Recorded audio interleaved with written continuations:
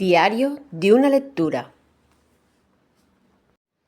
Digan todos lo que quieran de mi libro, pues yo he dicho lo que he querido de todos. Quevedo.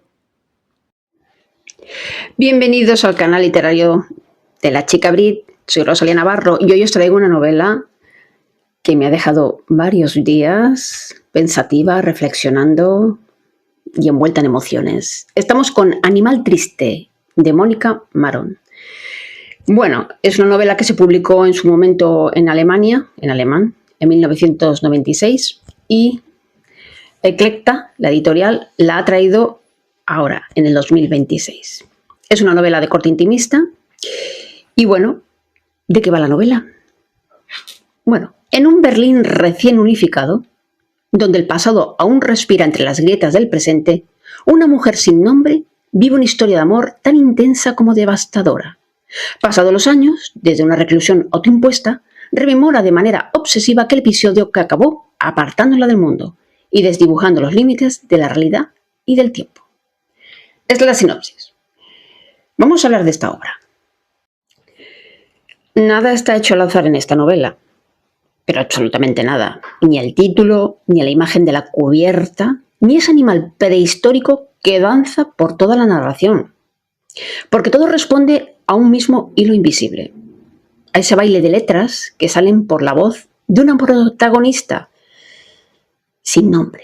Sí, tenemos una sin nombre. Hemos visto que en la literatura hay muchas obras donde el personaje protagonista no tiene nombre. Y en este caso, como es ella, una mujer, la que narra, que además no acierta a decir la edad que tiene, parece desmemoriada, así que, bueno, parece muy atractivo. Y además muy acertado el tipo de narrador que se ha escogido para contar esta historia. Al principio te encuentras con un inicio un poquito incierto, ¿no? Hay de esos que no sabes a dónde te diriges. Una mujer desmemoriada que no acierta a decir su edad. Ella va dando tumbos erráticos por la prosa, diciendo que el olvido es el desmayo del alma. Nos va contando esta mujer sin espejos, porque no tiene espejos en casa, nos va contando su historia. Y de pronto, enseguida, podemos decir que a la cuarta página aparece un nombre, Fran. Y con una precisión lingüística increíble, nos adentramos en el universo de su amante. Ese al que no olvida y tiene la misma necesidad que el lector de saber qué ha pasado con esa relación. En realidad es el motor de la obra, lo que va impulsando al lector a seguir leyendo. A mí me ha sucedido como un anzuelo que se me clava en el dedo de la boca y digo, a ver, ¿qué ha pasado con esa ausencia y la obsesión de esta mujer con Fran?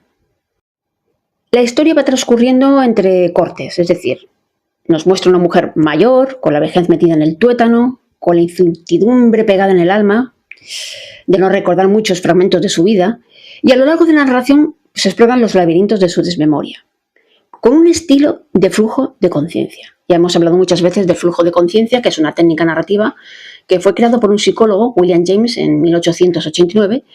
Es una técnica muy difícil porque rompe los esquemas del lenguaje. Es decir, que es como una especie de escritura experimental y lo que hace es escribir a saltos un flujo de pensamiento. Sabéis que todos cuando pensamos vamos dando saltos. Nuestro pensamiento no es lineal. Entonces, aquí se utiliza un flujo de conciencia, lo que pasa que es un flujo de conciencia más estructurado que el que vemos, por ejemplo, en la otra escritora, que es Joyce Carol Oates, ¿no? Ella, ¿cómo resuelve en este caso esta mujer sin nombre ese flujo de conciencia? Bueno, pues hay un revuelto de pensamientos, saltotemporales, recuerdos, reflexiones. Eso sí que sucede, pero está un poco más ordenado que la técnica narrativa en sí, pero no deja de ser un flujo de conciencia. La historia se enmarca en un contexto histórico, que mi generación observó. Yo recuerdo que tenía 19 años cuando cayó el muro de Berlín, ¿no? Y de hecho ella lo tiene marcado a fuego. Dice que a veces creo incluso que hasta el muro de Berlín se derribó solo para que Fran pudiera encontrarme a mí. Mis primeras sensaciones fueron que me encontraba ante una mujer anciana, amargada, insatisfecha, obsesionada, muy obsesionada y a veces mezquina con la gente de alrededor. Entonces me recordó a otra protagonista, a Mandy Fowler, que es protagonista de la novela Diario de una buena vecina, de Doris Lessing, que fue una novela que me impactó y me adentró en el mundo de Lessing. Os la recomiendo totalmente. Y llegados a este punto, conforme vamos avanzando la historia, ya nos deja de importar que no tenga nombre nuestra protagonista, porque a veces es tan potente la historia, la identidad del personaje, la profundidad psicológica, que no nos es necesario saber ni el físico, ni sus rasgos tan físicos que siempre vemos detallados en muchas obras, ni tampoco su nombre. Pero, cuidado, no es una cosa casual, es una técnica literaria para centrar la atención en la experiencia del personaje y crear un sentido de universalidad, para que el lector se identifique con el personaje, de alguna manera. No hace falta que tenga empatía, pero sí simpatía. Como ejemplo tenemos La carretera de Cormac McCarthy, que el personaje central tampoco sabemos su nombre. Pero también se hace con una intención, que es que el personaje no sea tan importante como en realidad lo que quiere transmitir la historia.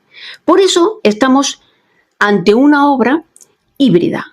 Tenemos de personaje que degenera y también tenemos la trama de ideas y pensamientos, que es cuando el lector se obliga a reflexionar sobre temas incómodos.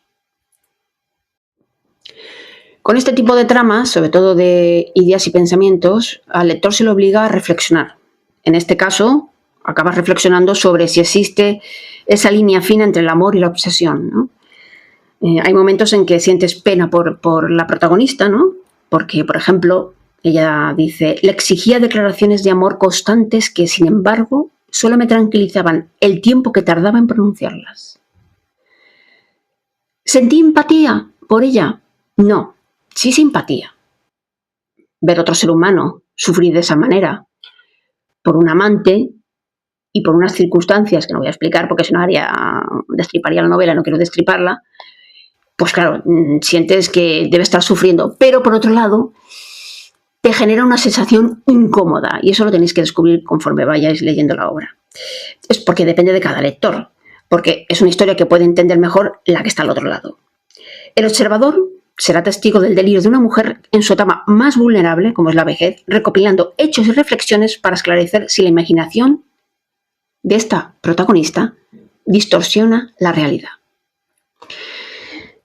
Parece interesante, ¿verdad? Esto llama la atención. Y observamos esos delirios y esa mente que no acaba de distinguir entre la realidad y sus propios pensamientos y su discurso interno, cuando ella dice que a veces había momentos en que creía que había venido Fran, no sabría decir si fue la noche de ese mismo día o la del día siguiente o aún más tarde. Ahí vemos que el tiempo no lo tiene ahí situado y tampoco lo que dice, lo que piensa y lo que ha hecho.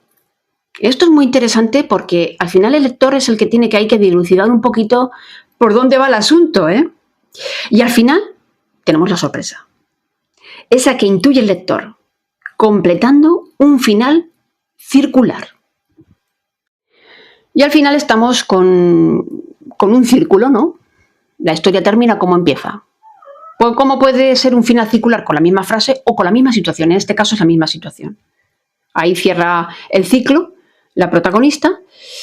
Y claro, es una obra que no se puede leer con prisas. También tengo que decirlo. Es una obra para leerla pausadamente. A mí me ha costado leerla 2 semanas. ¿Por qué? Porque quieres entender ese flujo de conciencia. Vas ahí dándole. También tengo que decir que es una novela inevitable para los lectores que no les importe la incomodidad, incomodarse. Porque aquellos que buscan la palabra censura, pues que mejor se aparten. Se aparten porque su manual de conducta moral de la sociedad actual pues no va a estar de acuerdo con esta obra. Quiero deciros una cosa que siempre en redes sociales últimamente la palabra censura con novelas como Lolita de Nabokov, estas palabras que ahora se da mucho de romantizar, el autor romantiza, no, el autor no romantiza nada. El autor te explica una historia y tú sacas tus conclusiones. Porque al final la literatura, su objetivo principal es desafiar la inteligencia humana. Entretener es un efecto colateral. La buena literatura quiere incomodarnos. Debe estar constantemente atentando contra los valores impuestos. La literatura acrítica es propaganda, ideología, entretenimiento, un contexto estéril, porque la ideología de cualquier tipo es negativa para la literatura. Y lo siento, pero no podemos estar censurando con aquellas obras que no comulgan con nuestra moral. Simplemente las leemos, sacamos nuestras conclusiones y reflexionamos. Nada más. Espero que os animéis a leer Animal Triste, que además el título también tiene algo que ver con la obra. Adiós.